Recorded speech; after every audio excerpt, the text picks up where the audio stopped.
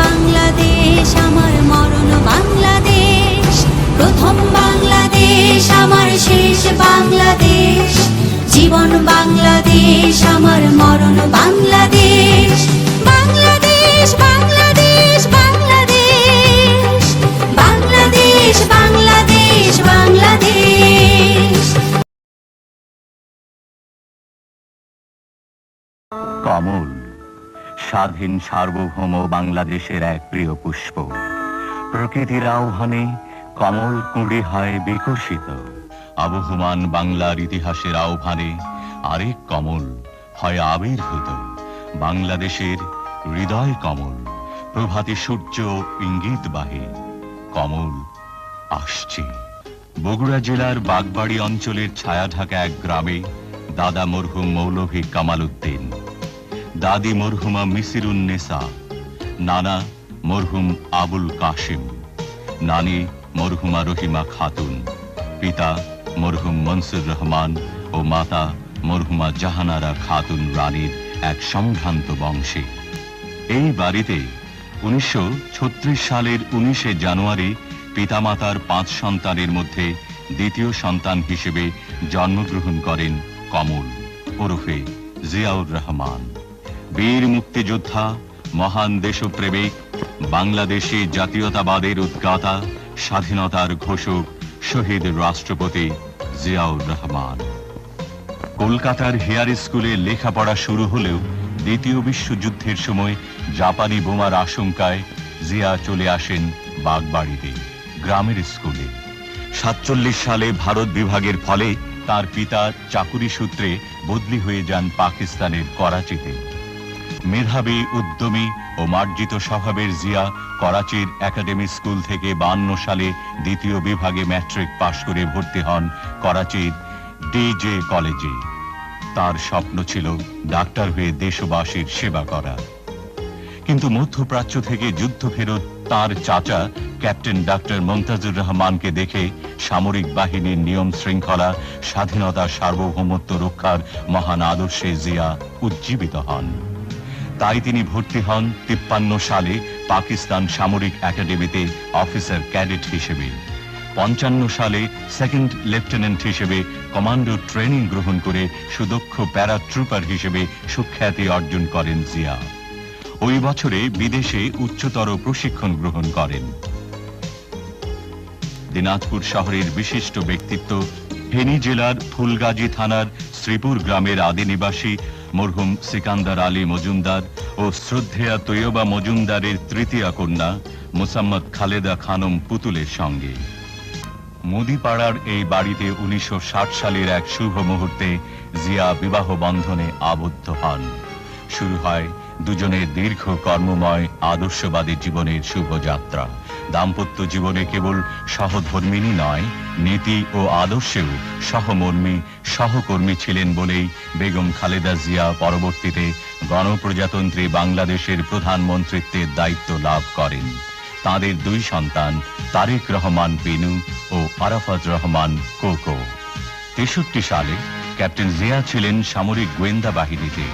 65-তে পাক ভারত যুদ্ধে খেমকারান রণাঙ্গনে ইস্ট বেঙ্গল রেজিমেন্টের আলফা কোম্পানির কমান্ডার হিসেবে তিনি অসামান্য বীরত্ব প্রদর্শন করেন। 66-তে সামরিক একাডেমিতে প্রশিক্ষক থাকাকালীন কোয়েটা স্টাফ কলেজ থেকে পিএসসি উপাধি লাভ করেন। 69-এ যাদবপুর সাব ক্যান্টনমেন্টে 8ম ব্যাটালিয়নের সেকেন্ড ইন কমান্ড থাকাকালীন জার্মানিতে যান উচ্চতর প্রশিক্ষণে। সামরিক বাহিনীতে থাকাকালীনই তিনি অনুভব করেছেন পাকিস্তানি শাসক গোষ্ঠীর শোষণ ও স্বার্থপরতা। বেদনার সঙ্গে লক্ষ্য করেন বাঙালিদের প্রতি অবহেলা ও ঘৃণ্য বঞ্চনার অজস্র দৃষ্টান্ত। 70 সালে ইস্ট বেঙ্গল রেজিমেন্টের 8ম ব্যাটালিয়নের সেকেন্ড ইন কমান্ড হিসেবে জিয়া যান চট্টগ্রামে। গণতন্ত্র, স্বাধিকার ও স্বাধীনতা কাবে অগ্নিগর্ভ সমগ্র জাতির স্পন্দন অনুভব করে জিয়া প্রচন্ড পরিশ্রমে তার ব্যাটালিয়নকে গড়ে তোলেন এক জাতীয় বিপ্লবী মুহূর্তের জন্য। 1970 সালেই পাকিস্তানের সাধারণ নির্বাচনে পূর্ব পাকিস্তানের জনগণের প্রতিনিধিরা সংখ্যাগরিষ্ঠ আসন লাভ করে। কিন্তু পশ্চিম পাকিস্তানের সামরিক জান্তা তা মেনে নিতে অস্বীকার করে। এর ফলে পূর্ব পাকিস্তানে তীব্র প্রতিবাদ দানা বেঁধে ওঠে। 71 সালের 25শে মার্চ পাকিস্তানি ডিক্টেটর ইয়াহিয়া খানের বর্বর সৈন্যবাহিনী ইতিহাসের জঘন্যতম নিষ্ঠুরতায় ঝাঁপিয়ে পড়ল নিরস্ত্র বাংলাদেশের ওপর। সমগ্র জাতি তখন দিশেহারা, নির্বাক, নেতৃত্বহীন। জিয়া তখন জ্বলন্ত বারুদের মতো গর্জে উঠলেন। 25শে মার্চ রাতেই বিপ্লব উদ্যানে সমবেত অনুগত সৈনিকদের সামনে গুলি ছুঁড়ে ডাক দিলেন বিদ্রোহে। মৃত্যুঞ্জয়ী জিয়া কালুরঘাট বেতার কেন্দ্র থেকে দিশেহারা আক্রান্ত জাতির উদ্দেশ্যে বাংলাদেশের স্বাধীনতার ঐতিহাসিক ঘোষণা দিলেন 26শে March. I, Mr. Ziaur Rahman, do hereby declare the independence of Bangladesh. ওই দিনই রাজনৈতিক দূরদর্শিতায় ও রাজনৈতিক তাৎপর্যে তিনি আবার ঘোষণা দেন, I, Mr. Ziaur Rahman, Do hereby declare the independence of Bangladesh on behalf of our great national leader, Sheikh Mujibur Rahman. একটি দুঃসাহসী, বিদ্রোহী, বিপ্লবী স্বাধীনতার কণ্ঠস্বর সারা বাংলার ইথারে ছড়িয়ে পড়ল। পাকিস্তানিদের বর্বর আক্রমণের জবাব আর একতরফা নয়। সমগ্র বাংলাদেশের লক্ষ লক্ষ মুক্তিযোদ্ধা পাল্টা আঘাতে জর্জরিত করে তোলে শত্রুদের। মুক্তিযুদ্ধের শুরুতে 1 নম্বর সেক্টরের সেক্টর কমান্ডার জিয়া। যুদ্ধের সুবিধার্থে তখন বাংলাদেশকে 11টি সেক্টরে ভাগ করা হয়। জিয়া দায়িত্ব পেলেন 11 নম্বর সেক্টরে। জিয়ার নামের প্রথম অক্ষর জেড দিয়ে গঠিত হয় জেড ফোর্স। General M A G. ওসমানের প্রধান সেনাপতিত্বে মেজর শফিউল্লাহর এস ফোর্স, মেজর খালেদ মুশারফের কে ফোর্স ও মেজর জিয়ার নেতৃত্বে জেড ফোর্সের দুঃসাহসী সংগ্রাম শুরু হয় হানাদারদের বিরুদ্ধে। আক্রমণাত্মক সেনা নায়ক হিসেবে জিয়া কামালপুর, বাহাদুরাবাদ ও নকশি যুদ্ধে হানাদার বাহিনীকে চরম শিক্ষা দেন।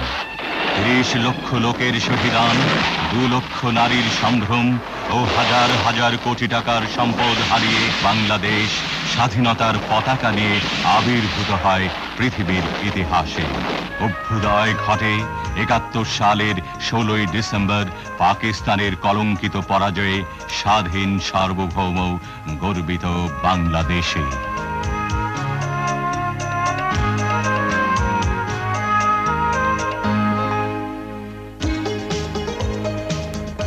জিয়া মুক্তিযুদ্ধে গৌরবময় ভূমিকার প্রতিদান প্রত্যাশা না করে কুমিল্লা সেনানিবাসে ব্রিগেড কমান্ডার হিসেবে যোগ দেন। আত্মনিয়োগ করেন দেশপ্রেমের চেতনায় সেনাবাহিনী গড়ে তুলতে। 72 সালে জিয়া কর্নেল, পরে ব্রিগেডিয়ার এবং এই বছরই তিনি ডেপুটি চিফ অফ স্টাফ হিসেবে দায়িত্ব লাভ করেন। মুক্তিযুদ্ধে অসীম সাহসিকতার জন্য জিয়া ভূষিত হন বীর উত্তম পদকে। সদ্য স্বাধীনতা প্রাপ্ত দেশে দেখা দেয় অরাজকতা, দুর্নীতি, হত্যা, সংঘর্ষ, সন্ত্রাস। দেখা দেয় করুণ দুর্ভিক্ষ। স্বাধীন জাতি হিসেবে অতৃপ্ত বাংলাদেশে 75 সালের 15ই অগস্ট তদানীন্তন রাষ্ট্রপতি শেখ মুজিবুর রহমান সপরিবারে নিহত হন। খন্দকার মোস্তাককে দেখা যায় রাষ্ট্রপতি পদে।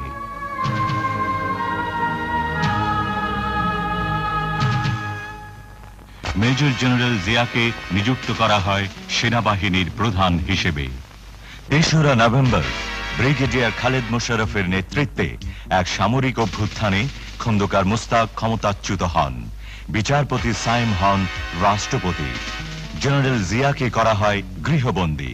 এক চরম অরাজকতার সৃষ্টি হয়। জেগে ওঠে সিপাহী জনতা।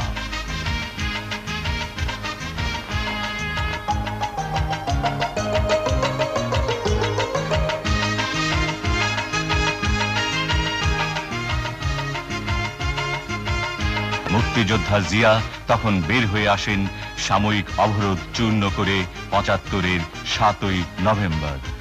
সিপাহী জনতার ডাকে ও সারা দেশের আহ্বানে আবারও উচ্চারিত হল 71-এর সেই অকুতভয় অনলবর্ষী কণ্ঠ, আমি জিয়া বলছি।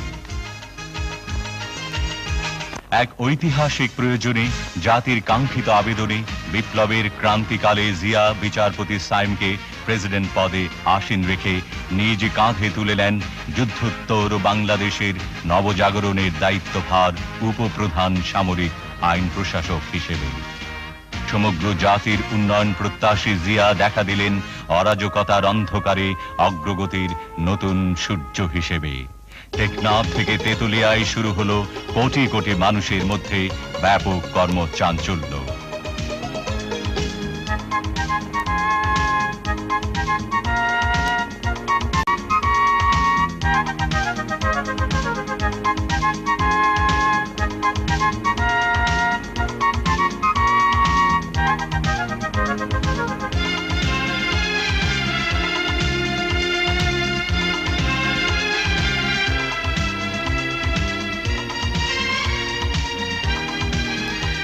দেশের আর্থ সামাজিক কাঠামোকে ধ্বংসের হাত থেকে রক্ষার জন্য জিয়া কঠোর প্রশাসক হিসেবে আদেশ দিলেন, চোরাচালানের সর্বোচ্চ শাস্তি মৃত্যু, শিশু অপহরণের শাস্তি প্রাণদণ্ড, পাটে আগুন দিলে মৃত্যুদণ্ড, সর্বনাশা যৌতুক নেওয়া চলবে না, প্রশ্নপত্র ফাঁস করলে 4 বছরের জেল। নদীমাতৃক বাংলাদেশের মরণ ফাঁদ হয়ে দেখা দিল ভারতের ফারাক্কা বাঁধ।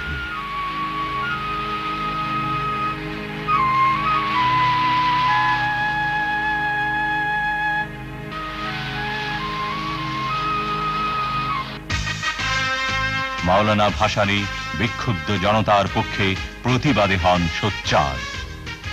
প্রচন্ড পরিশ্রমে ক্লান্ত মাওলানা ভাসানী আকস্মিকভাবে অসুস্থ হয়ে পরলোক গমন করেন। জিয়াকে লক্ষ্য করে একবার তিনি বলেছিলেন, দুর্নীতি ও স্বজন প্রীতিমুক্ত এত কঠোর রাষ্ট্রনায়ক তিনি আর দেখেননি।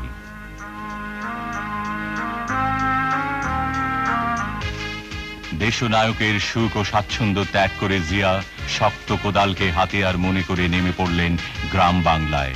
খাল কেটে তিনি অনাবাদী জমিকে আবাদি, 1 ফসলা জমিকে 3 ফসলা ও বহুমুখী সেচ ব্যবস্থা প্রবর্তন করে এক ঐতিহাসিক সবুজ বিপ্লব উপহার দিতে চাইলেন তার জীবন মরণের বাংলাদেশকে।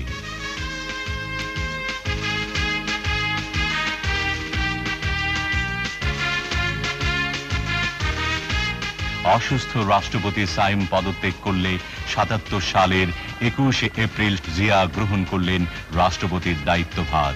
জাতির উদ্দেশ্যে তিনি বলেন, বিসমিল্লাহির রহমানির রহিম। প্রিয় দেশবাসী, আসসালামু আলাইকুম। আমরা জাতীয় জীবনে এক নতুন অধ্যায়ের সূত্রপাত করতে যাচ্ছি। সেই কারণে আমাদের অতীত, বর্তমান ও ভবিষ্যতের দিকে দৃষ্টি দেওয়ার এটাই উপযুক্ত ও প্রকৃষ্ট সময়। সবুজ বিপ্লব, গণশিক্ষা বিপ্লব ও শিল্প বিপ্লবকে ভিত্তি করে তিনি ঘোষণা করলেন স্মরণীয় 19 দফা। সর্বতোভাবে দেশের স্বাধীনতা, অখণ্ডতা ও সার্বভৌমত্ব রক্ষা করা। শাসনতন্ত্রের 4টি মূলনীতি অর্থাৎ সর্বশক্তিমান আল্লাহর প্রতি সর্বাত্মক বিশ্বাস ও আস্থা, গণতন্ত্র, জাতীয়তাবাদ এবং সামাজিক ও অর্থনৈতিক ন্যায় বিচারের সমাজতন্ত্র জাতীয় জীবনের সর্বস্তরে প্রতিফলিত করা। সর্ব উপায়ে নিজেদেরকে একটি আত্মনির্ভরশীল জাতি হিসেবে গড়ে তোলা। প্রশাসনের সর্বস্তরে উন্নয়ন কার্যক্রমে এবং আইন শৃঙ্খলা রক্ষার ব্যাপারে জনসাধারণের অংশগ্রহণ নিশ্চিত করা। সর্বোচ্চ অগ্রাধিকারের ভিত্তিতে কৃষি উন্নয়নের মাধ্যমে গ্রামীণ তথা জাতীয় অর্থনীতিকে জোরদার করা। দেশকে খাদ্যে স্বয়ংসম্পূর্ণ করা এবং কেউ যেন ভুখা না থাকে তার ব্যবস্থা করা। দেশে কাপড় উৎপাদন বাড়িয়ে সকলের জন্য অন্তত মোটা কাপড় নিশ্চিত করা। কোনো নাগরিক যেন গৃহহীন না থাকে তার যথাসম্ভব ব্যবস্থা করা। দেশকে নিরক্ষরতার অভিশাপ থেকে মুক্ত করা। সকল দেশবাসীর জন্য ন্যূনতম চিকিৎসার বন্দোবস্ত করা। সমাজে নারীর যথাযোগ্য মর্যাদা প্রতিষ্ঠা করা এবং যুব সমাজকে সুসংহত করে জাতি গঠনে উদ্বুদ্ধ করা। দেশের অর্থনৈতিক উন্নয়নে বেসরকারি খাতে প্রয়োজনীয় উৎসাহ দান। শ্রমিকদের অবস্থার উন্নতি সাধন এবং উৎপাদন বৃদ্ধির স্বার্থে শ্রমিক মালিক সম্পর্ক গড়ে তোলা। সরকারি চাকুরিজীবীদের মধ্যে জনসেবা ও দেশ গঠনের মনোবৃত্তি উৎসাহিত করা এবং তাদের আর্থিক অবস্থার উন্নয়ন করা, জনসংখ্যা বিস্ফোরণ রোধ করা, সকল বিদেশি রাষ্ট্রের সাথে সমতার ভিত্তিতে বন্ধুত্ব গড়ে তোলা এবং মুসলিম দেশগুলোর সাথে সম্পর্ক বিশেষ জোরদার করা, প্রশাসন ও উন্নয়ন ব্যবস্থা বিকেন্দ্রীকরণ এবং স্থানীয় সরকারকে শক্তিশালী করা, দুর্নীতিমুক্ত ন্যায় নীতি ভিত্তিক সমাজ ব্যবস্থা কায়েম করা, ধর্ম, বর্ণ, গোত্র নির্বিশেষে সকল নাগরিকের অধিকার পূর্ণ সংরক্ষণ করা এবং জাতীয় ঐক্য ও সংহতি সুদৃঢ় করা।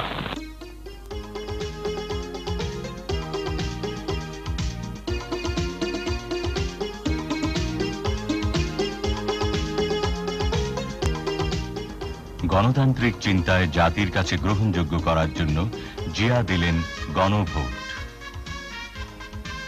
স্বনির্ভর বাংলাদেশের সার্থক নেতা জিয়া জাগ্রত জনতার রায়ে হন বিজয়ী। বহির্বিশ্বে বাংলাদেশকে গৌরব দীপ্ত করতে জিয়া যান লন্ডনে কমনওয়েলথ সম্মেলনে, দেখা করেন ব্রিটিশ নেত্রী মার্গারেট থ্যাচারের সঙ্গে, আলোচনা করেন ব্রিটিশ প্রধানমন্ত্রী কালাহানের সঙ্গে। দক্ষিণ এশিয়ার 7টি দেশের শতকোটি মানুষের সম্প্রীতি ও সহযোগিতার প্রতীক সার্ক। এই সার্ক ছিল দূরদর্শী জিয়ার চিন্তার ফসল।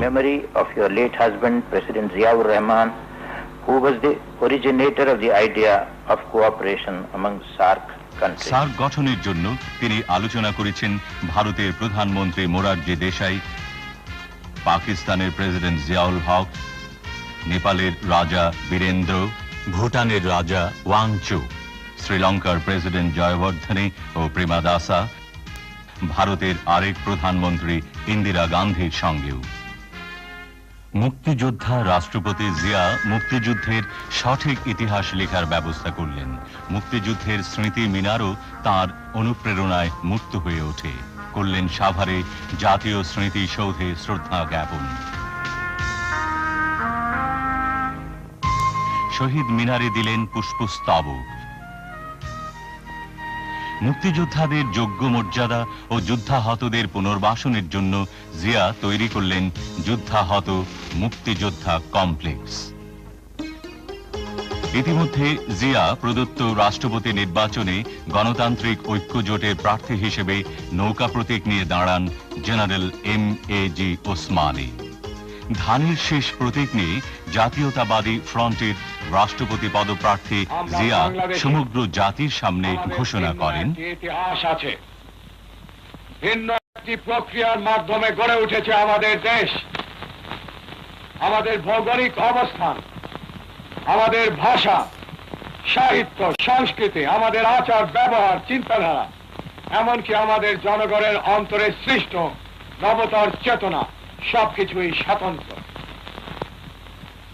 আমরা চাই আমাদের জনগণকে ঐক্যবদ্ধ করে বাংলাদেশের স্বাধীনতা ও সার্বভৌমত্বের চেতনাকে জনগণের মনে সুদৃঢ় ভিত্তিতে প্রতিষ্ঠিত করতে। এটাই হলো বাংলাদেশী জাতীয়তাবাদ। সচেতন ও জাগ্রত জনতা রায় দিল জিয়াই রাষ্ট্রপতি। অর্থনীতি, সমাজনীতি, সংস্কৃতি ও ধর্মীয় জীবন ব্যবস্থাকে অবলম্বন করে বাংলাদেশি জাতীয়তাবাদকে ভিত্তি করে চেয়ারম্যান হিসেবে জিয়া গড়ে তুললেন বাংলাদেশ জাতীয়তাবাদী দল। একদলীয় দুঃশাসন থেকে জাতিকে মুক্তি দিলেন জিয়া। ৭৯ সালের 18 ফেব্রুয়ারি জাতীয় সংসদের বহুদলীয় নির্বাচনে জিয়ার নেতৃত্বাধীন বিএনপি লাভ করে নিরঙ্কুশ সংখ্যাগরিষ্ঠতা। নির্বাচনের পর জিয়া জাতির উদ্দেশ্যে বলেন, ব্যক্ত করার সময় আমি এই ওয়াদা করেছিলাম যে নবনির্বাচিত জাতীয় সংসদের অধিবেশন শুরু হবার 1 সপ্তাহের মধ্যে সামরিক শাসন তুলে নেওয়া হবে। সেই অনুযায়ী আগামী 9 এপ্রিলের মধ্যে তা কার্যকর হবার কথা। আমি এখন আনন্দের সঙ্গে ঘোষণা করছি যে এই মুহূর্ত থেকে দেশের সামরিক আইন প্রত্যাহার করা হলো।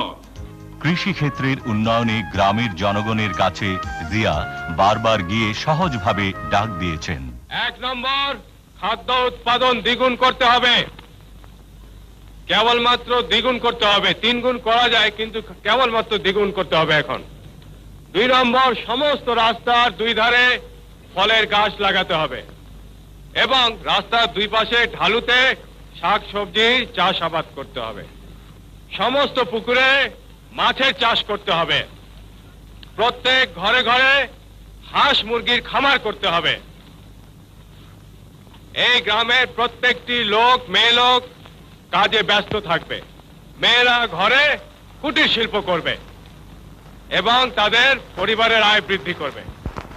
উৎপাদনের রাজনীতির প্রবর্তক জিয়া বলতেন, কৃষি আমাদের প্রধান সম্পদ। কৃষি ক্ষেত্রে আমাদের ব্যাপকভাবে নামতে হবে, অসম্ভবকে করতে হবে সম্ভব। তাই শুরু হলো সবুজ বিপ্লব। পল্লী উন্নয়ন পরিষদ হলো গঠিত।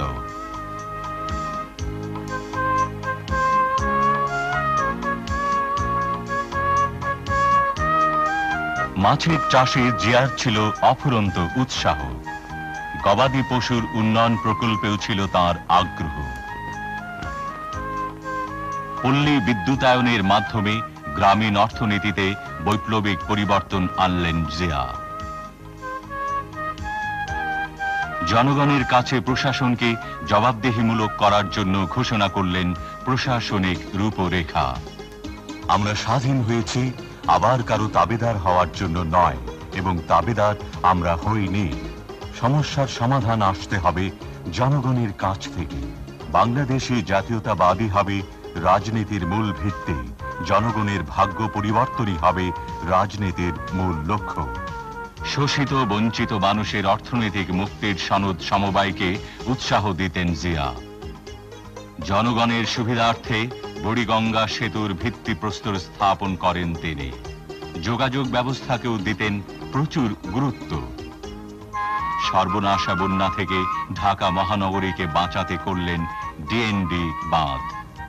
ঢাকা মহানগরীর সামগ্রিক সুবিধার জন্য ৭৮ সালের ৩০শে সেপ্টেম্বর তিনি ঢাকা পৌরসভাকে পরিণত করেন মিউনিসিপ্যাল কর্পোরেশনে। জনতার চাহিদায় টেলিভিশনকে করেন জিয়া রঙিন বর্ণাঢ্য। শেরে বাংলা সরওয়ার্দী ও খাজা নাজিমুদ্দিন, এই ৩ নেতার মাজার নির্মাণও জিয়ার কীর্তি। বলবীর বল চির উন্নত বামশির, শির নিহারি আমারি নত শিরই শিখর হিমাদ্রি। বলবীর চির উন্নত বামশির। এই সময় শতাব্দীর বিদ্রোহী কণ্ঠস্বর কবি নজরুল ইসলাম পরলোক গমন করেন। জিয়া তাকে বাংলাদেশের জাতীয় কবি হিসেবে সম্মানিত করেছিলেন পরম শ্রদ্ধা ভরে। মিরপুরে ডিফেন্স স্টাফ কলেজ প্রতিষ্ঠাতা জিয়া বলতেন, বাংলাদেশ চিরদিন বেঁচে থাকবে। আমাদের স্বাধীনতা ও সার্বভৌমত্বকে আমরা কিছুতেই ক্ষুণ্ণ হতে দেব না। বিস্ময়কর সাংগঠনিক দক্ষতায় তিনি সেনাবাহিনী, নৌবাহিনী, বিমান বাহিনী, বিডিআর, পুলিশ, আনসার, গ্রাম প্রতিরক্ষা দল, rover scouts, boy scout, president's guard regiment গড়ে তোলেন। জনগণের কাছাকাছি যাবার জন্য নাটোরের গণভবনে ও সিলেটে তিনি মন্ত্রিসভার বৈঠক করেন। স্বেচ্ছাশ্রমে অগ্রণী ভূমিকা পালনকারীদের জাতীয়ভাবে তিনি পুরস্কৃত করেন। রপ্তানিকারকদেরকেও যোগ্য সম্মান প্রদান করেন জিয়া। জিয়া তার প্রিয় যুব সমাজের জন্য যুব মন্ত্রণালয় গঠন করলেন, কারণ তিনি উপলব্ধি করেছিলেন যুব শক্তি বাংলাদেশের ভবিষ্যৎ। মহিলা মন্ত্রণালয় প্রতিষ্ঠা করে জিয়া নারী নির্যাতন অত্যাচারের বিরুদ্ধে বিদ্রোহ করার আহ্বান জানান। নিরক্ষরতার অভিশাপ দূর করার জন্য জিয়া বলতেন, শিক্ষাই জাতির মেরুদণ্ড। কারিগরি ও বৃত্তিমূলক শিক্ষার ওপর গুরুত্ব আরোপকারী জিয়ার প্রাণপ্রিয় ছিল দেশের ছাত্র ছাত্রীরা। বঙ্গভবনে হিজবুল বাহারে মেধাবী ছাত্রছাত্রী, ক্ষুদে বিজ্ঞানীদের জিয়া বলতেন, তোমরাই হলে বাংলাদেশের হাজার হাজার বছরের পরাধীনতার কলঙ্ক মোচনকারী প্রত্যাশার আনন্দ নিঃশ্বাস। ইসলামী বিশ্ববিদ্যালয়েও জিয়া প্রতিষ্ঠা করেন।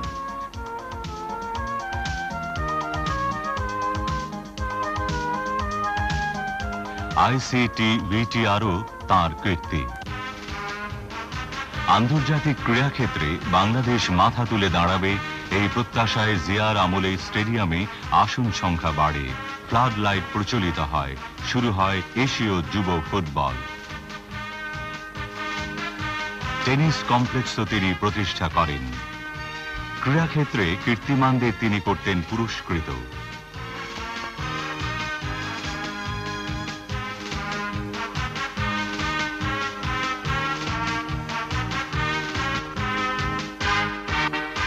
মুষ্টিযুদ্ধের কিংবদন্তি মোহাম্মদ আলীকে তিনি বাংলাদেশে আনেন ও সম্মানজনক নাগরিকত্ব করেন প্রদান। নিজেও সামান্য অবসরে খেলায় উঠতেন মেতে। বাংলাদেশের হাজার বছরের সংস্কৃতির উত্তরসূরি জিয়া প্রবর্তন করেন বাংলা নববর্ষ উৎসব। স্বাধীনতা পদকে ও 21শে পদকে সম্মানিত করেছেন তিনি জাতীয় শিল্পী, সাহিত্যিক ও বুদ্ধিজীবীদের। তাঁর এই উৎসাহে প্রচলিত হয় জাতীয় চলচ্চিত্র পুরস্কার। চলচ্চিত্র শিল্পকে ইন্ডাস্ট্রি ঘোষণা, উন্নত মানের চলচ্চিত্রকে অনুদান ছাড়াও ফিল্ম ইনস্টিটিউট ও ফিল্ম আর্কাইভস তিনি স্থাপন করেন। সংবাদপত্রের স্বাধীনতায় বিশ্বাসী জিয়া পূর্ববর্তী সরকার কর্তৃক নিষিদ্ধ সংবাদপত্রগুলোকে মুক্ত করেন। প্রেস ইনস্টিটিউট স্থাপন, প্রেস কাউন্সিল গঠন ও প্রেস ক্লাবের সংস্কারও করেন জিয়া। কবি, শিল্পী, বুদ্ধিজীবী, সাহিত্যিকদের সঙ্গে মত বিনিময় ছাড়াও তিনি প্রথম চালু করেন সংস্কৃতি মন্ত্রণালয়। স্থানীয় সমাজকর্মী, খেলোয়াড় ও শিল্পীদের সংবর্ধনা অনুষ্ঠানে তিনি বলেন, শিল্পী, ক্রীড়াবিদ ও সাংস্কৃতিক ব্যক্তিত্বগণ জাতিকে বহির্বিশ্বে পরিচয় করিয়ে দিতে পারেন। সাংস্কৃতিক মান বিকাশের লক্ষ্যে প্রতিষ্ঠা করেন শিশু একাডেমি। বিনোদনের জন্য শিশুদের উপহার দেন শিশু পার্ক।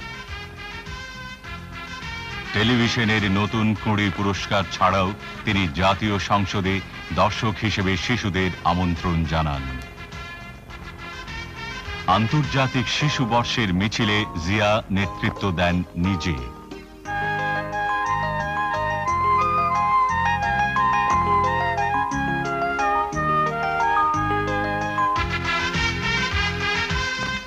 আগামী দিনের নাগরিক শিশুদের প্রতি গভীর ভালোবাসায় তিনি জাতীয় শিশু পুরস্কার প্রবর্তন করেন।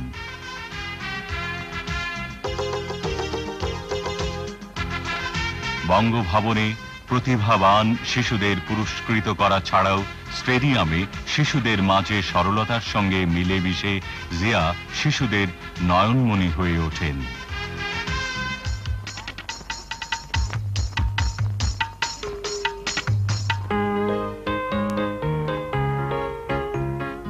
জাতীয় স্বাস্থ্য গঠনে প্রচলিত চিকিৎসা পদ্ধতির সঙ্গে পঙ্গু ও ডায়াবেটিক হাসপাতাল প্রতিষ্ঠায় উৎসাহ দান ছাড়াও জিয়া মহাখালীতে কলেরা হাসপাতাল, হৃদরোগ ইনস্টিটিউট, গ্রামে গ্রামে ডাক্তার প্রেরণ ও শিশু হাসপাতাল প্রতিষ্ঠা করেন। কৃষিক্ষেত্রে উৎপাদন বৃদ্ধির জন্য স্থাপন করেন সার কারখানা। সরকারি কর্মকর্তাদের দক্ষতা বৃদ্ধির জন্য চালু করেন লোক প্রশাসন প্রশিক্ষণ কেন্দ্র। বিশ্বব্যাপী বিমান যোগাযোগের গুরুত্ব দিয়ে গড়ে তোলেন আন্তর্জাতিক বিমানবন্দর। ঢাকায় আন্তর্জাতিক মানের সোনারগাঁ হোটেল স্থাপনও তাঁর দূরদর্শী চিন্তার ফসল।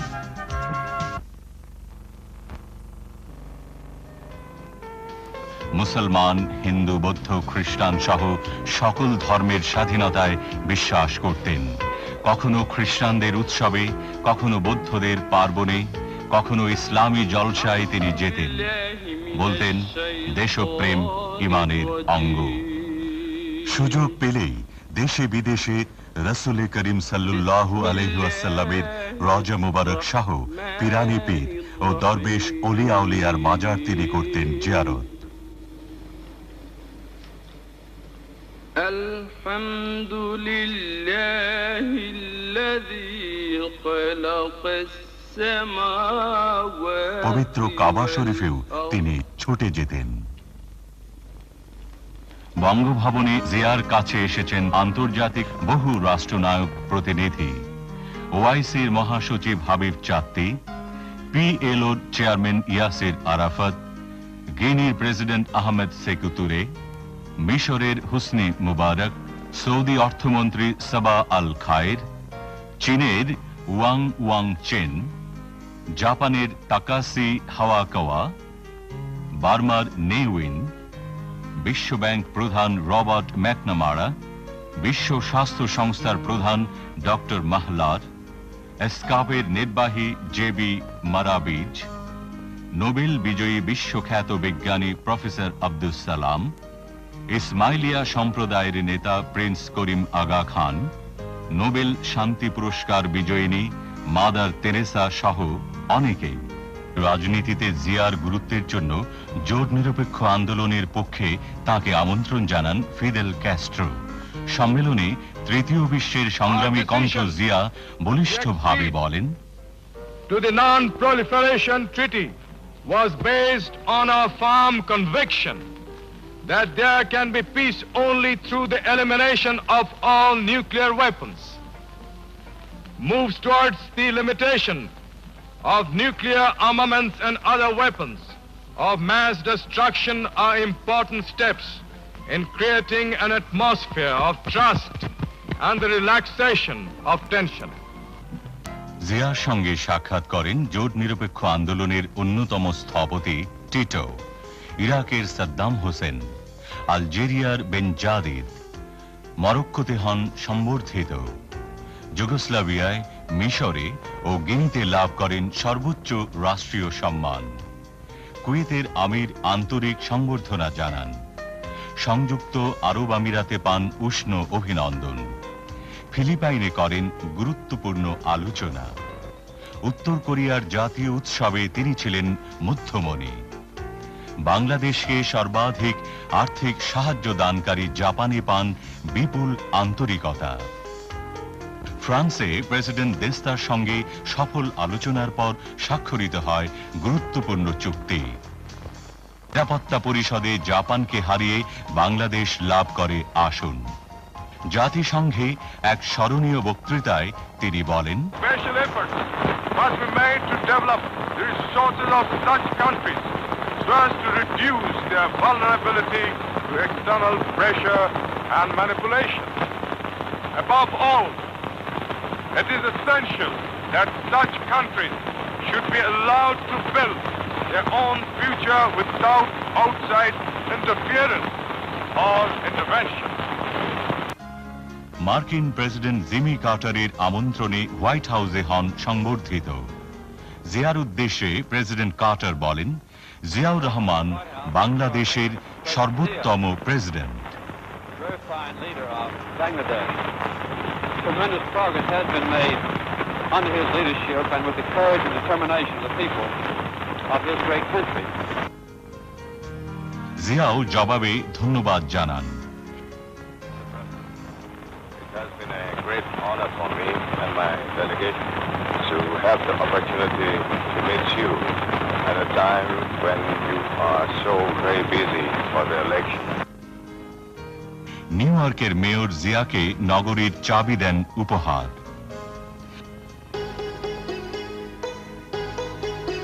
দীর্ঘ ৮ মাইল হেঁটে চীনের দুর্লঙ্ঘ প্রাচীরের শীর্ষে উঠে জিয়া সবাইকে অবাক করে দেন।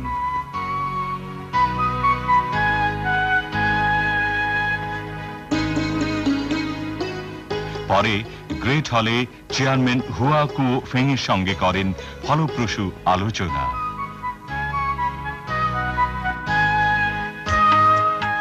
বিশ্বব্যাংক প্রেসিডেন্ট রবার্ট ম্যাকনামারা গ্রাম বাংলায় ঘুরে মন্তব্য করেন, জিয়ার নেতৃত্বে বাংলাদেশ সঠিক পদক্ষেপ গ্রহণ করেছে।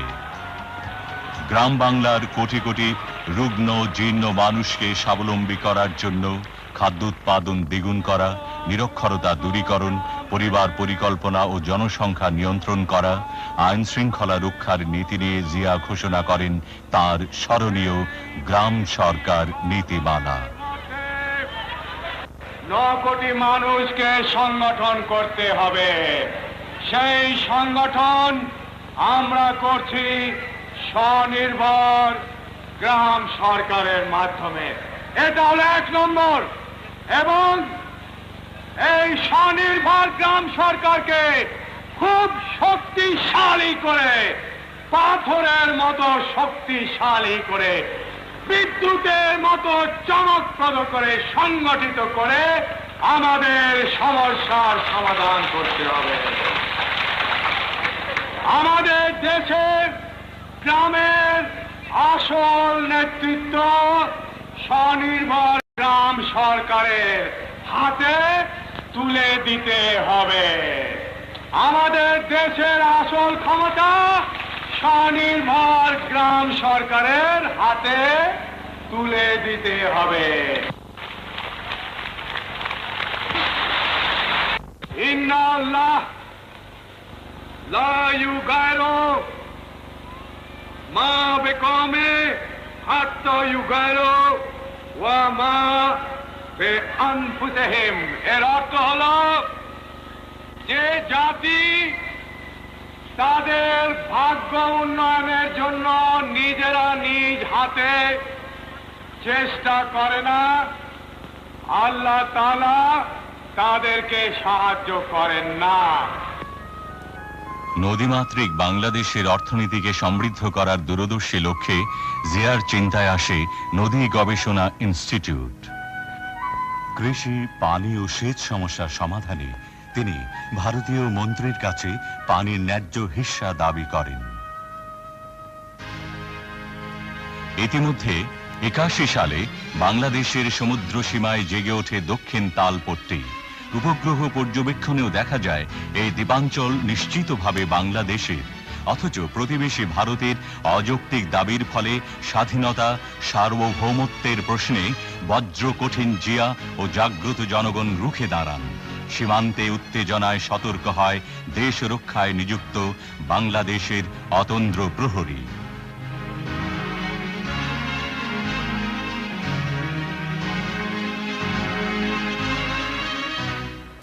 এই সময় জিয়া যান চট্টগ্রামে।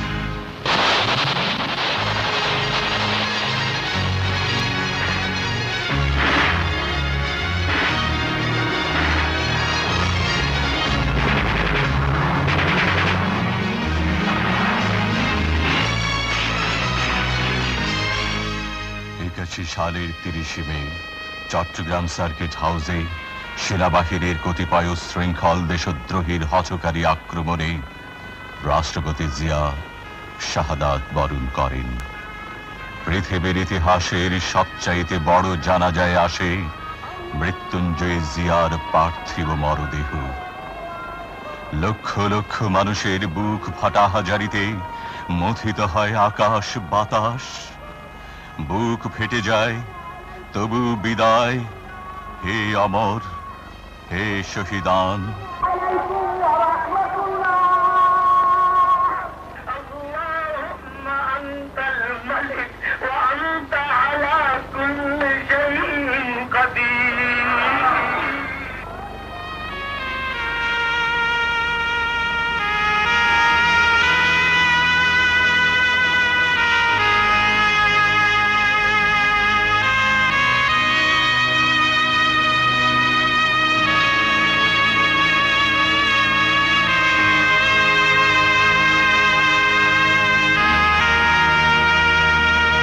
মাত্র 3.5 হাত মাটির কোলে চিরনিদ্রায় শায়িত হন শতাব্দীর অসাধারণ রাষ্ট্রনায়ক। সামরিক বেসামরিক সমস্ত জনতার অশ্রু ভেজা সালাম, অশ্রু সিক্ত পুষ্পস্তবক, তোপধ্বনির অব্যক্ত ক্রন্দনে জাতি শ্রদ্ধা জানালো জাতীয় বীর শহীদ জিয়াকে। এনেছিলে সাথে করে মৃত্যুহীন প্রাণ, মরণে তাহাই তুমি করে গেলে দান।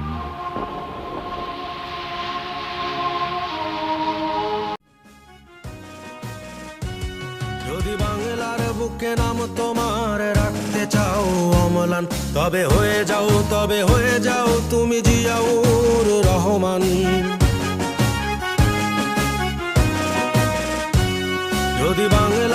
বুকে নাম তোমার রাখতে চাও অম্লান, তবে হয়ে যাও তুমি জিয়াউর রহমান। যদি অপার স্বাধীনতার আকাশ ছুতে চাও তুমি আবার, তবে হয়ে যাও তুমি জিয়াউর রহমান। যদি বাংলার বুকে নাম তোমার রাখতে চাও অম্লান, তবে হয়ে যাও তুমি জিয়াউর রহমান।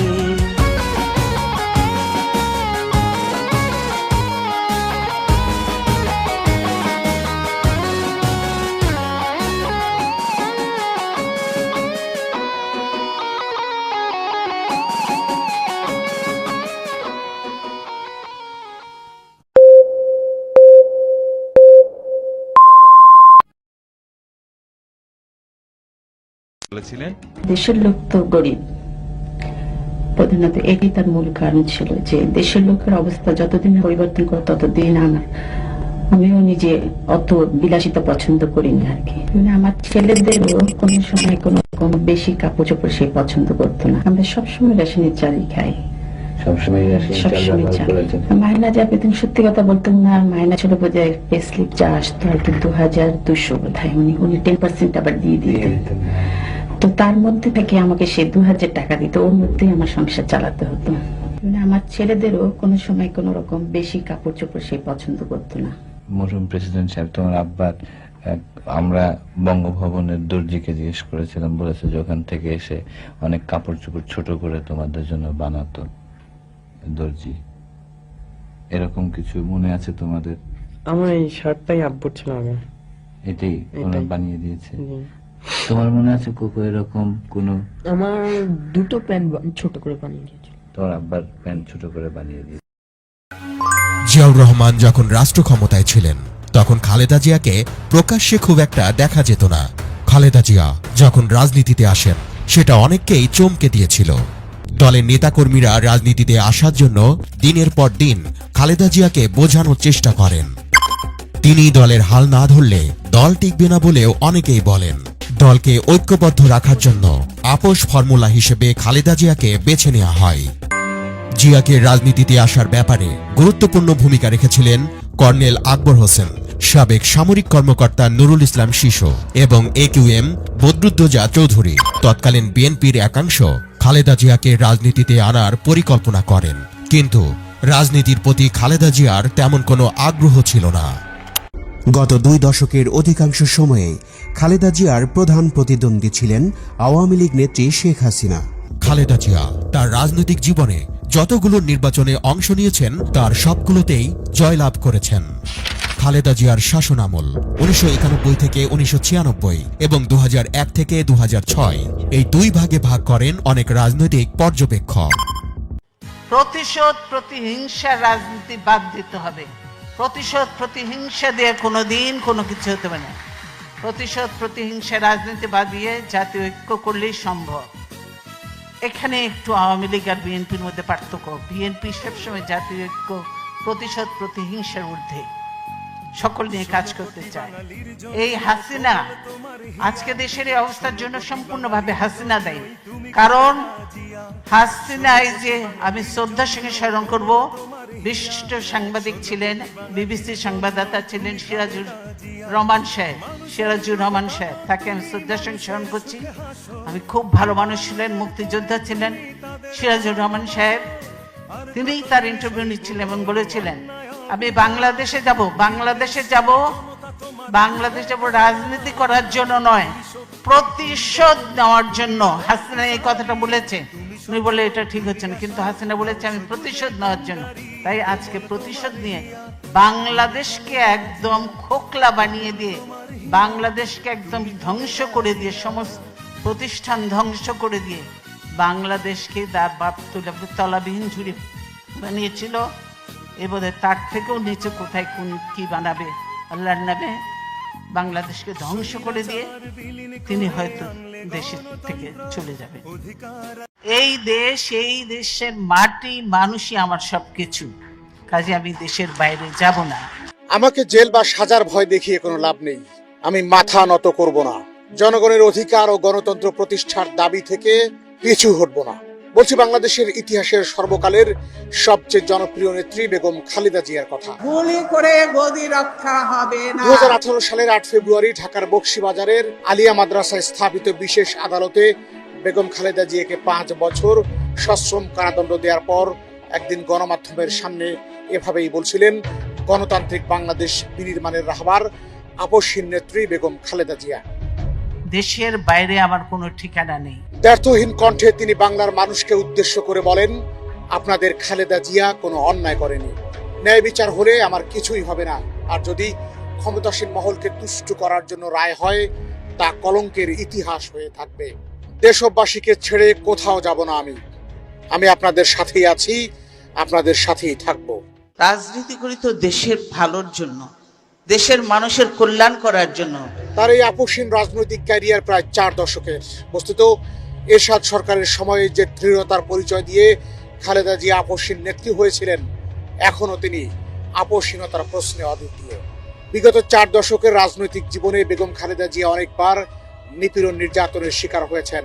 2007 সালের 3 সেপ্টেম্বর তথাকথিত তত্ত্বাবধায়ক সরকার তাকে গ্রেফতার করে। তাকে সংসদ ভবন এলাকায় স্থাপন করা বিশেষ কারাগারে রাখা হয়। 2008 সালের 11 সেপ্টেম্বর হাইকোর্টের আদেশে মুক্ত হন খালেদা জিয়া। অনুরূপভাবে তারেক রহমানও কারা নির্যাতনের পর হাইকোর্টের আদেশে চিকিৎসার জন্য ব্রিটেনে চলে যান। স্বৈরাচার বিরোধী আন্দোলনে বেশ কয়েকবার তিনি আটক আদেশের মুখোমুখি হন। 1983 সালের 28 নভেম্বর, 1984 সালের 3 মে এবং 1987 সালের 11 নভেম্বর আটক হন তিনি। 1987 সালে হোটেল পূর্বানীতে এক অনুষ্ঠান থেকে আটক করে আরও কয়েকজন নেতার সাথে তাকে মতিঝিল থানায় নেওয়া হয়। সে সময় পুলিশ তাকে জেলে পাঠায়নি। এরশাদ বিরোধী আন্দোলনের কিছু সময় তাকে একরকম গৃহবন্দী করে রাখা হয়। ফ্যাসিস্ট আওয়ামী মহাজোট শাসন আমলের বিগত 15 বছর তিনি সবচেয়ে বেশি নিগ্রহের শিকার হয়েছেন। তাকে সেনানিবাসের বাসা থেকে অপমানজনকভাবে বিদায় করা হয়। 2013 সালের 29 ডিসেম্বর গুলশানের বাসায় অবরুদ্ধ করা হয় বেগম জিয়াকে। ওই সময় তার একটি জনসভায় বক্তৃতা দেওয়ার কথা ছিল। 2015 সালের 5 জানুয়ারি তার গুলশান কার্যালয়ের দুই পাশে বালুর ট্রাক বোঝাই করে কার্যত তাকে বন্দী করে ফেলা হয়। অমানবিক সেই বালুর ট্রাক বন্দী অবস্থায় টানা প্রায় 2 মাস খালেদা জিয়াকে বন্দী রাখে মাফিয়া সরকার। সরকার বিরোধী গণতান্ত্রিক আন্দোলন ব্যর্থ করে দেওয়ার জন্য এই ব্যবস্থা নেয় ফ্যাসিস্ট আওয়ামী লীগ। 93 দিন অবরুদ্ধ থাকার পর ওই বছর এপ্রিলের প্রথম সপ্তাহে আদালতে হাজিরা দেওয়ার পর তাকে বাসায় ফিরতে দেওয়া হয়। খালেদা জিয়া এবং তার দল বিএনপির জনপ্রিয়তাই বেগম জিয়াকে এনে দিয়েছে নির্যাতনের দীর্ঘ ও দুর্গম পথ।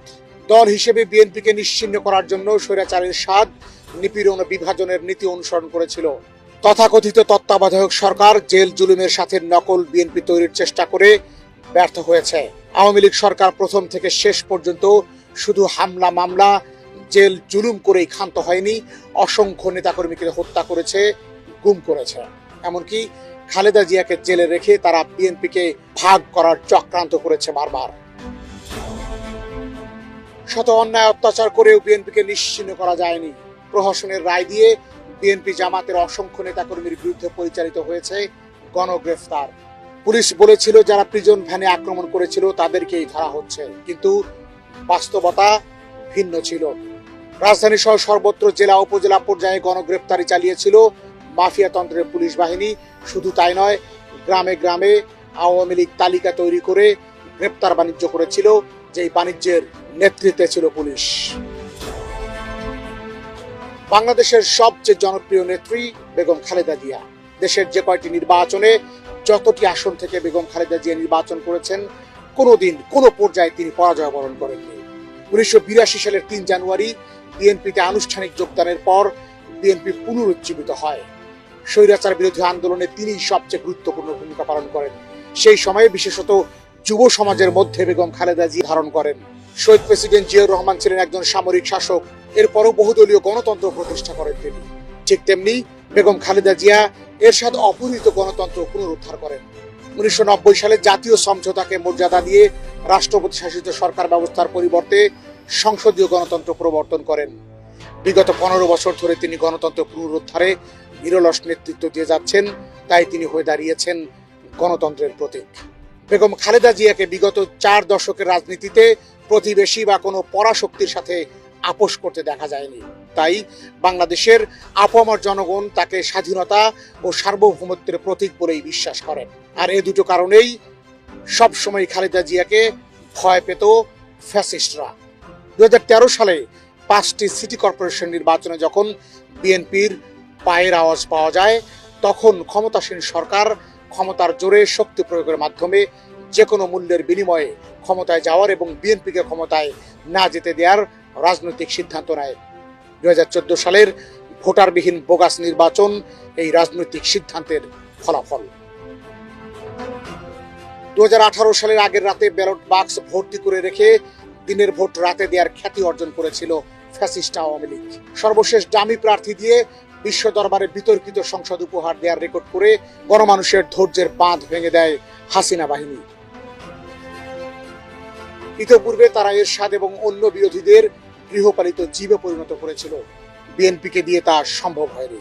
সুতরাং খালেদা জিয়াকে নির্বাচন থেকে নির্বাসনে দেওয়ার জন্যই মামলা, হামলা, জেল ও নানা ধরনের নির্যাতনের হাতিয়ার হিসেবে বেছে নেয় আওয়ামী সরকার।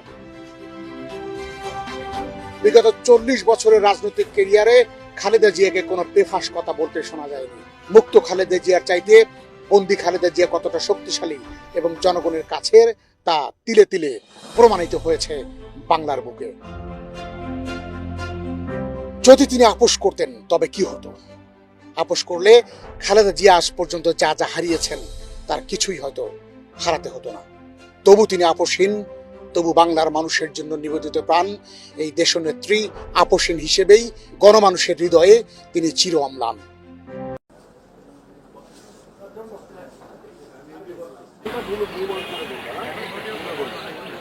বেলা 1:40 অ্যাম্বুলেন্সে করে আরাফাত রহমান কোকোর কফিন আনা হয় খালেদা জিয়ার গুলশান কার্যালয়ে। দোতলায় অপেক্ষায় ছিলেন শোকাচ্ছন্ন বেগম খালেদা জিয়া। মরদেহ আসার কিছুক্ষণ পরেই দুই ভাইয়ের স্ত্রী সহ খালেদা জিয়া নেমে আসেন নিচতলায়। ঘিয়ে রঙের শাড়ি পরা বেগম জিয়া বসে থাকেন কফিনের সামনে।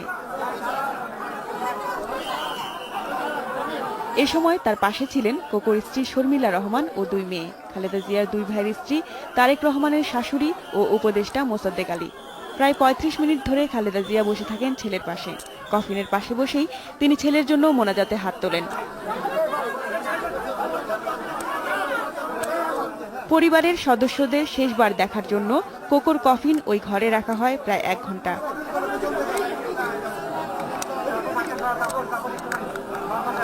অশ্রুসিক্ত বিএনপি চেয়ারপারসন দাঁড়িয়ে থেকে ছোট ছেলেকে শেষ বিদায় জানান।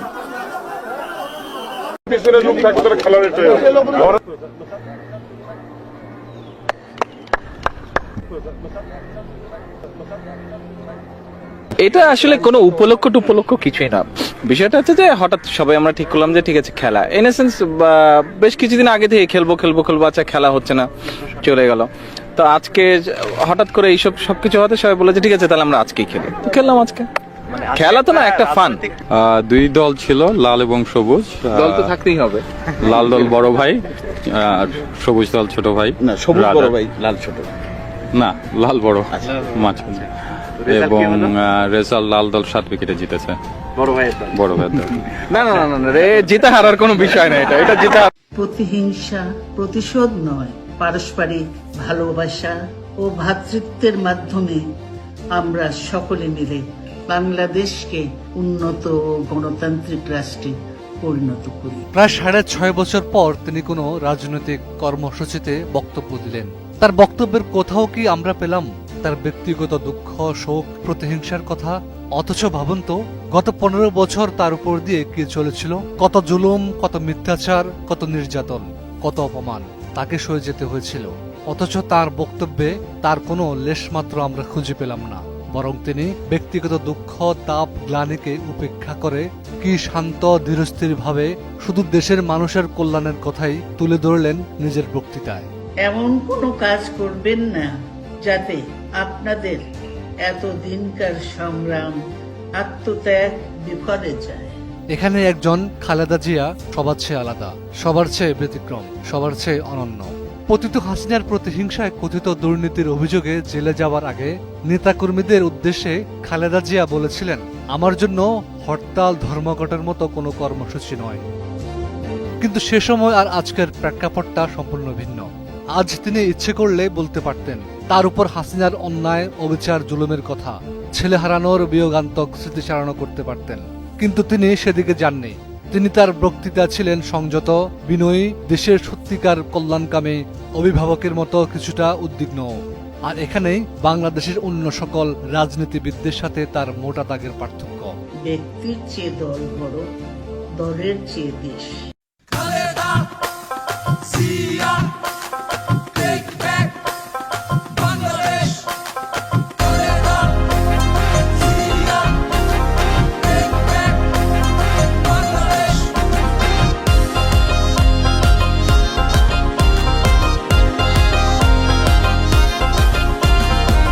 যতই আসুক ঝড় ফিরবো না আজ ঘর, যতই আসুক ঝড় ফিরবো না আজ ঘর। রাজপথ হলো আজ ওদের ঠিকানা, রাজপথ হলো আজ ওদের ঠিকানা। জনতার সংগ্রাম চলছে, চলবে, রাজপথ সংগ্রাম চলবে। এবার খেলা জমবে, জমবে, রাজপথ সংগ্রাম চলবে।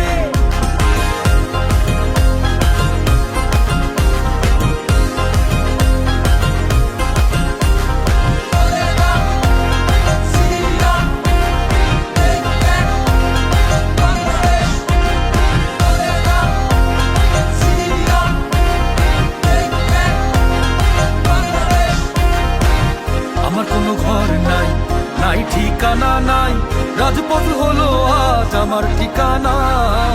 আমার কোনো ঘর নাই, নাই ঠিকানা নাই, রাজপথ হলো আজ আমার ঠিকানা। প্রতিবাদ করব, রাজপথে লড়ব, প্রতিবাদ করব, রাজপথে লড়ব। ভোটের অধিকার ছাড়া ঘরে ফিরব না, ভোটের অধিকার ছাড়া ঘরে ফিরব না। জনতার সংগ্রাম চলছে, চলবে, সিয়ার সৈনিক লড়বে। জনতার সংগ্রাম চলছে, চলবে, রাজপথ সংগ্রাম চলবে।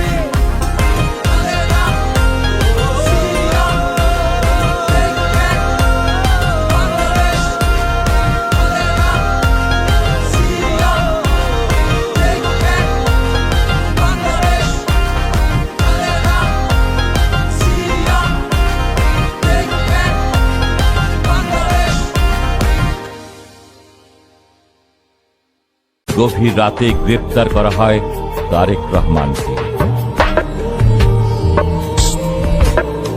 তারেক রহমান যখন গ্রেপ্তার হন তখনও তিনি ছিলেন হাস্যোজ্জ্বল এবং সুস্থ।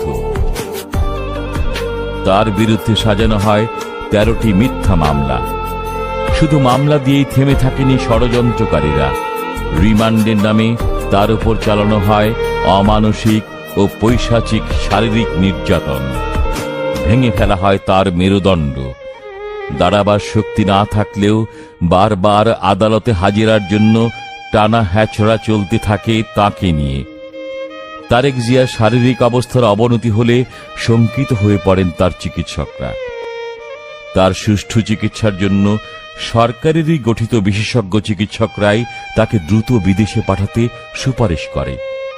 দেশ বিদেশের হাজারো মানুষ, বিএনপির বিভিন্ন নেতাকর্মী, বিশেষ কারাগারে আটক দেশ নেত্রী বেগম খালেদা জিয়াও বারবার তারেক রহমানকে উন্নত চিকিৎসার জন্য বিদেশে পাঠানোর দাবি করেন।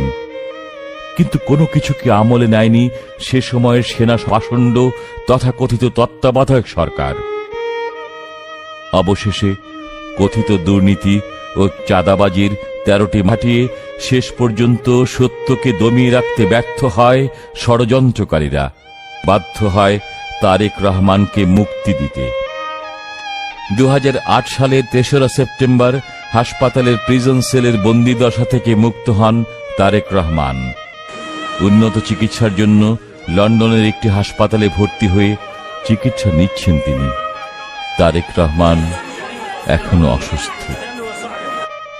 2009 সালের বিএনপির জাতীয় কাউন্সিলে এক ভিডিও বার্তায় তারেক রহমান তার উপর চালানো পৈশাচিক নির্যাতনের কথা জনগণকে জানিয়ে দেন। অন্যায়ভাবে গ্রেফতার করে মিথ্যা মামলায় জড়িয়ে শারীরিক নির্যাতন করা হলো।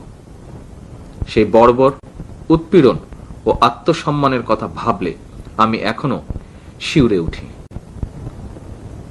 সভ্যতা, মানবতা, আইন ও নিয়ম নীতির কোনো তোয়াক্কা না করেই আমার উপরে চলেছে পৈশাচিক শারীরিক নির্যাতন।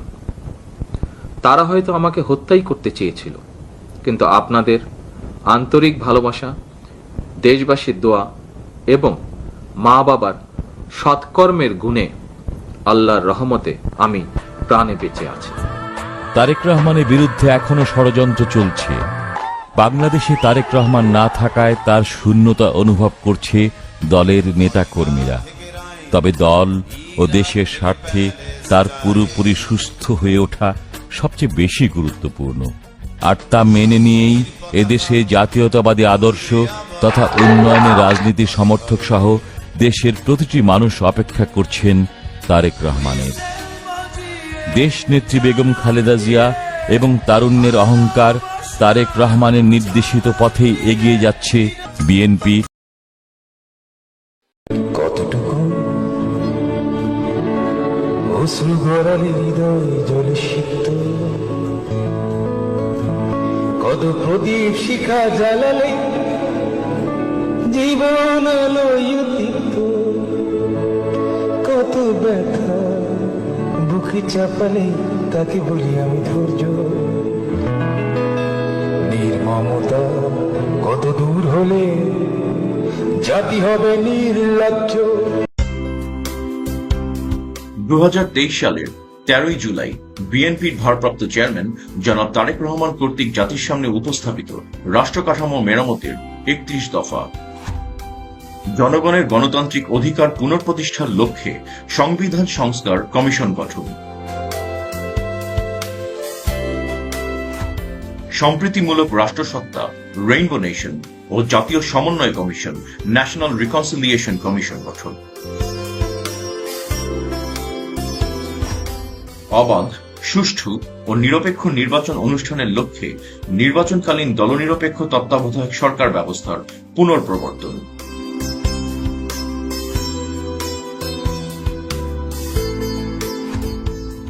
আইনসভা, মন্ত্রিসভা, রাষ্ট্রপতি, প্রধানমন্ত্রী ও বিচার বিভাগের মাঝে ক্ষমতার ভারসাম্য প্রতিষ্ঠা, প্রধানমন্ত্রীর দায়িত্ব পালনের সময়সীমা অনূর্ধ্ব পরপর 2 মেয়াদ নির্ধারণ, বিভিন্ন বিষয়ে জ্ঞান, দক্ষতা ও অভিজ্ঞতা সম্পন্ন বিশিষ্ট ব্যক্তিদের সমন্বয়ে আইনসভায় উচ্চকক্ষের প্রবর্তন, সংবিধানের 70 অনুচ্ছেদ সংশোধন,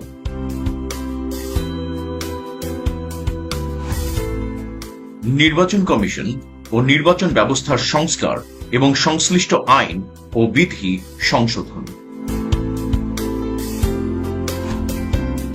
স্বচ্ছতা নিশ্চিতকরণে সকল রাষ্ট্রীয়, সাংবিধানিক ও সংবিধিবদ্ধ প্রতিষ্ঠানের পুনর্গঠন ও শক্তিশালীকরণ,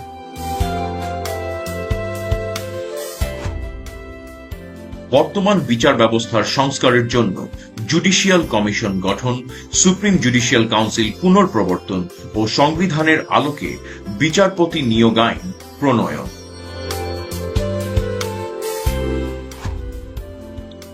গণমুখী ও জনকল্যাণমূলক প্রশাসন প্রতিষ্ঠার লক্ষ্যে প্রশাসনিক সংস্কার কমিশন গঠন,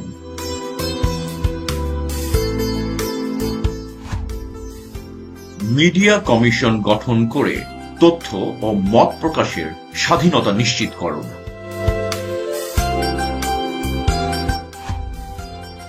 দুর্নীতি প্রতিরোধে দৃশ্যমান কার্যকর ব্যবস্থা গ্রহণ ও ন্যায়পাল নিয়োগ, সর্বস্তরে আইনের শাসন ও মানবাধিকার প্রতিষ্ঠা, আত্মনির্ভরশীল জাতীয় অর্থনীতি গড়ে তোলার লক্ষ্যে অর্থনৈতিক সংস্কার কমিশন গঠন, ধর্মীয় স্বাধীনতার সর্বোচ্চ ও কার্যকর নিশ্চয়তা প্রদান,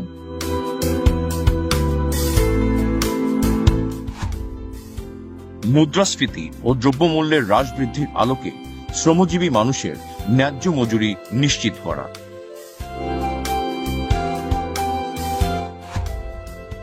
প্রাকৃতিক সম্পদ আহরণ এবং নবায়নযোগ্য ও মিশ্র জ্বালানি ব্যবহারে অগ্রাধিকার দিয়ে বিদ্যুৎ, জ্বালানি ও খনিজ খাত আধুনিকায়ন।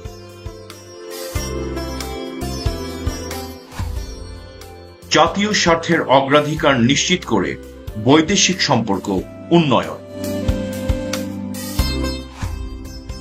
প্রতিরক্ষা বাহিনীর অধিকতর আধুনিকায়ন ও সক্ষমতা বৃদ্ধি এবং সকল বিতর্কের ঊর্ধ্বে রাখা।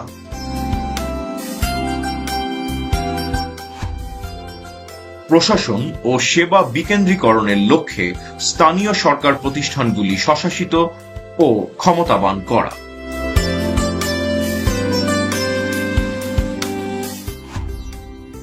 শহীদ মুক্তিযোদ্ধাদের রাষ্ট্রীয় মর্যাদা ও স্বীকৃতি প্রদান।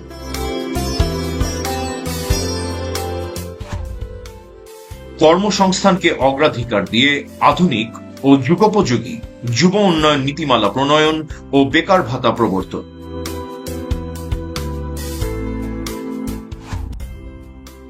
নারীর মর্যাদা সুরক্ষা ও ক্ষমতায়নে যথাযথ পদক্ষেপ গ্রহণ।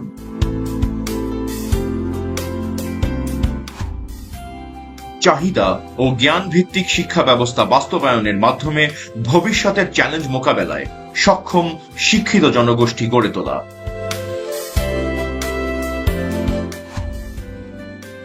সবার জন্য স্বাস্থ্য এবং সার্বজনীন চিকিৎসা ব্যবস্থা কার্যকর করা, প্রাথমিক ও প্রতিরোধমূলক স্বাস্থ্যসেবা নিশ্চিত করার লক্ষ্যে পর্যাপ্ত সংখ্যক প্রশিক্ষিত নারী পুরুষ পল্লী স্বাস্থ্যকর্মীর ব্যবস্থা করা এবং সংক্রামক ও অসংক্রামক রোগের চিকিৎসা, শিক্ষা ও গবেষণা সুবিধা নিশ্চিত করা।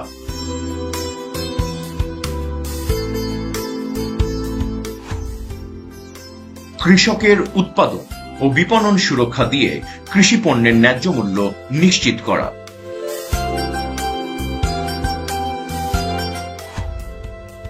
সড়ক, রেল, নৌপথের আধুনিকায়ন ও বহুমাত্রিক যোগাযোগ ব্যবস্থা প্রতিষ্ঠা।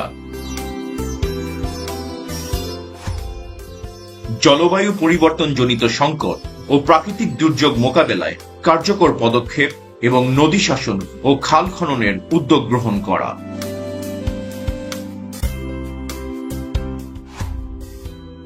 তথ্য ও যোগাযোগ প্রযুক্তি, মহাকাশ গবেষণা এবং আণবিক শক্তির উন্নয়ন ও সর্বোত্তম ব্যবহার নিশ্চিত করা।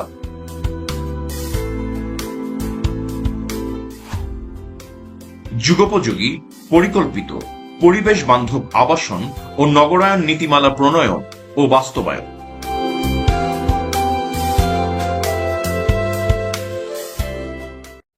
বাংলাদেশ জাতীয়তাবাদী দলের পক্ষ থেকে আমরা দেশের মানুষের সামনে, দেশের সামনে আমরা 31 দফা রাষ্ট্র কাঠামো পুনর্গঠন কাঠামোর 31 দফা রূপরেখা আমরা দিয়েছি।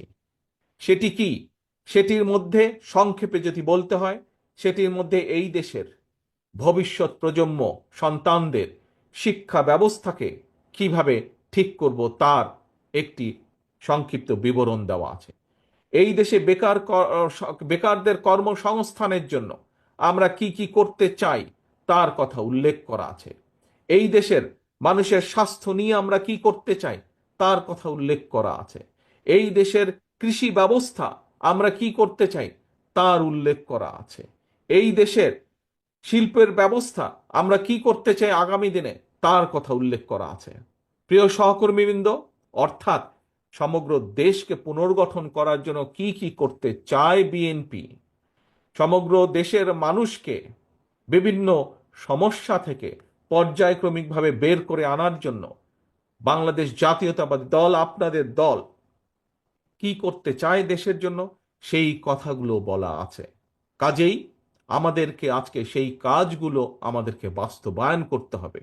যেই কাজগুলো বাস্তবায়ন করার মাধ্যমে আমরা দেশের শিক্ষা ব্যবস্থাকে এই দেশের উপযোগী, এই দেশের ভবিষ্যৎ প্রজন্মের উপযোগী করে করতে পারবো, সেই পদক্ষেপ আমাদেরকে গ্রহণ করতে হবে। যেই কাজ করার মাধ্যমে আমরা এই দেশের বেকারদের কর্মসংস্থান করতে পারবো, এই দেশের লক্ষ কোটি মা বোনদের ভাইদের আমরা কর্মসংস্থানের ব্যবস্থা করতে পারবো, তার উদ্যোগ গ্রহণ করতে হবে। কি করে আমরা কৃষির উৎপাদন বাড়াবো? যে কৃষির উৎপাদন বাড়ানোর মাধ্যমে একদিকে যেমন আমরা কৃষকের হাতে তার দ্রব্যের ন্যায্য মূল্য পৌঁছে দিতে চাই, একইভাবে আমরা বাজারে যে জিনিসপত্রের দামের লাগামহীন গতি, সেই গতিকে আমরা টেনে ধরতে চাই। আসুন, আমাকে ভোট দিতে হবে এমন কোনো কথা নেই। আপনার ভোট আপনিই দিবেন, যাকে ইচ্ছা আপনিই দিবেন, কিন্তু আমার হাতকে আপনি শক্তিশালী করুন, আমাকে সহযোগিতা করুন, যাতে আমি আপনার ভোটের অধিকার প্রতিষ্ঠা করতে পারি। আমাদের উদ্দেশ্য মানুষের ভোটের অধিকার প্রতিষ্ঠা করা। Take back Bangladesh. তোমায় ছেড়ে যাব না। বাংলাদেশের প্রাণ মহান নেতা তারেক রহমান। লও লও সালাম লও তারেক জিয়ার সালাম লও। তারেক জিয়ার আহ্বান, দেশ বাঁচাতে রুখে দাঁড়ান। দেশ যাবে কোন পথে, ফয়সালা হবে রাজপথে। হটাও মাফিয়া বাঁচাবে, টেক ব্যাক বাংলাদেশ। জাগো বাংলাদেশ, জেগে ওঠো, ৭১-এর বীর জনতা। বিজয় হবে গণতন্ত্রের, গড়ে তোলো একতা। বাঁচতে হলে লড়তে হবে, দুঃশাসনের হবে শেষ। Bangladesh Bangladesh, take back Bangladesh. Bangladesh Bangladesh, take back Bangladesh. Bangladesh Bangladesh, take back Bangladesh. Bangladesh Bangladesh, take back Bangladesh.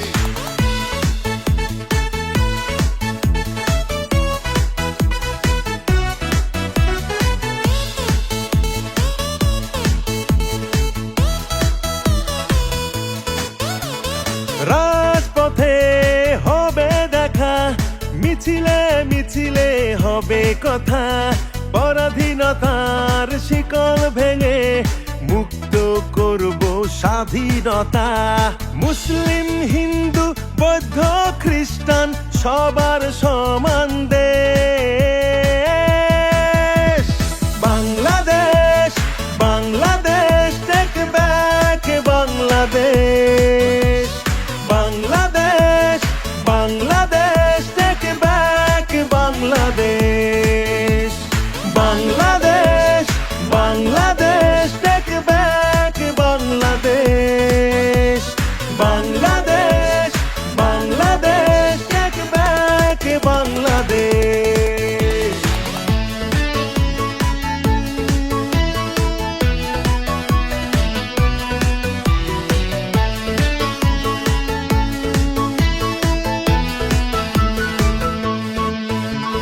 লও লও সালাম লও তারেক জিয়ার সালাম লও। তারেক জিয়ার আহ্বান, দেশ বাঁচাতে রুখে দাঁড়ান। দেশ যাবে কোন পথে, ফয়সালা হবে রাজপথে। হটাও মাফিয়া বাঁচাবে, টেক ব্যাক বাংলাদেশ। আর নয় প্রতিবাদ, এবার হবেই হবে অবরোধ। আঘাত এলে দেব জবাব, করবই প্রতিরোধ। ধনী গরিব আর কৃষক শ্রমিক চাই না হিংসে বিদ্বেষ। Bangladesh Bangladesh, take back Bangladesh. Bangladesh Bangladesh, take back Bangladesh. Bangladesh Bangladesh, take back Bangladesh. Bangladesh